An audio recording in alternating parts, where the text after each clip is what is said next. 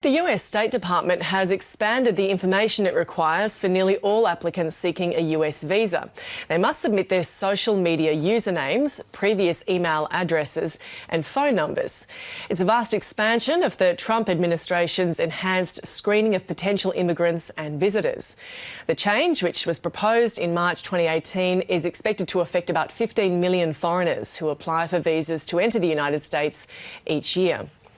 For more on this, I'm joined by Katina Michael from the Australian Privacy Foundation. Katina Michael, thanks for joining us. What does social media monitoring achieve for the US State Department? Well, it's part of their new regime in creating new analytical toolkits and sets that allow them to analyse individuals and their communities of interest. So it's really not about crime and nefarious activities as such, but more about analysing individuals. So they're not so much looking for red flags, or it's a red flag of a different sort than we would expect? I think so. They're looking for sentiment, I think, online. I mean, criminals are not about to say that they're engaged in nefarious activities online and hand over their handles. If anything, criminals and terrorists would be creating fake accounts and fake websites to actually show forward a positive view of their profile. So who is being asked to give up this information to the State Department? Absolutely every single person who wants to visit or study in America or work in America.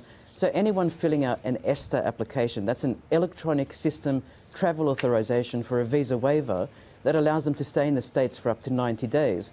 And what people don't realise is that that social media question is actually optional. It says it there in the parentheses as you fill out the form. So please note that the Department of Homeland Security and the Customs Border Protection Authority have said your application won't be rejected if you leave those social media handles blank.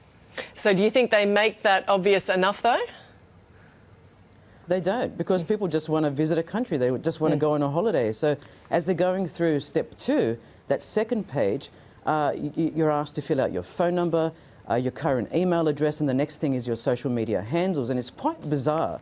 There are requests for the platform provider like Just Paste It or GitHub, which most of the world don't use, and they're requesting you to hand over your screen name, your username, your social media handle, and your profile ID, which is really bizarre. Some of the more common platforms like Google are not there. Google Plus, of course, is outdated, and Weibo is not there. So what is really going on here? And I would say it's about looking at sentiment, looking at opinions online, looking at people's communities of interest, their identity profiles, more than actually trying to catch those individuals that are radicals or sympathisers of radicals.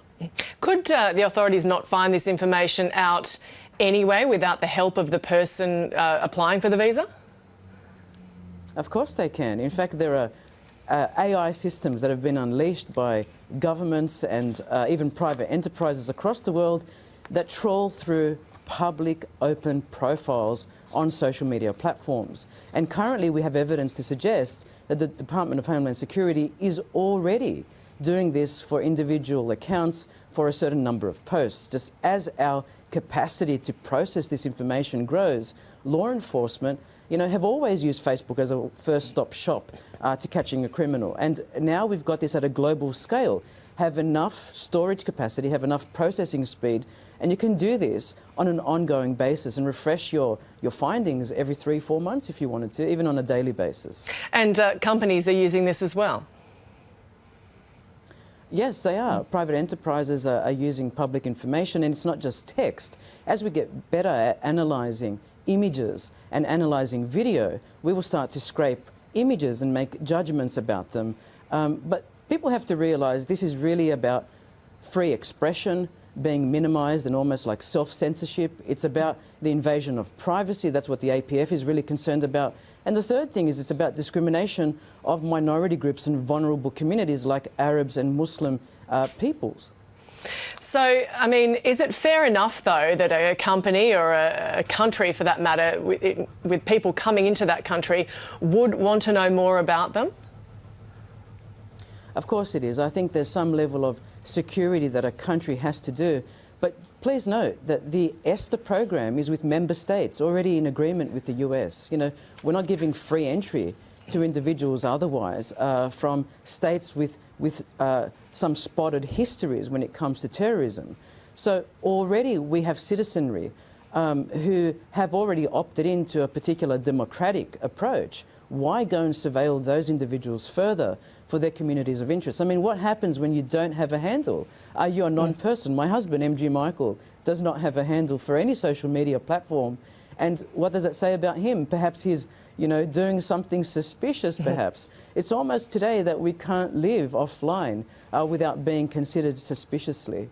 So in the case of these visas, this change was flagged 12 months ago.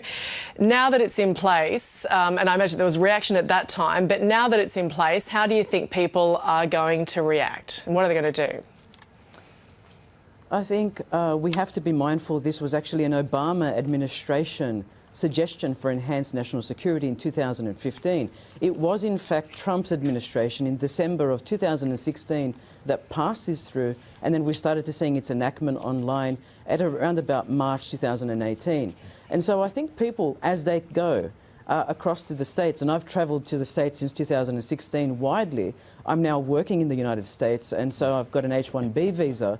And I'm being asked, not just for social media handles, I'm being asked for every time I've entered and exited any country in the world, and to record that information as part of my visa process.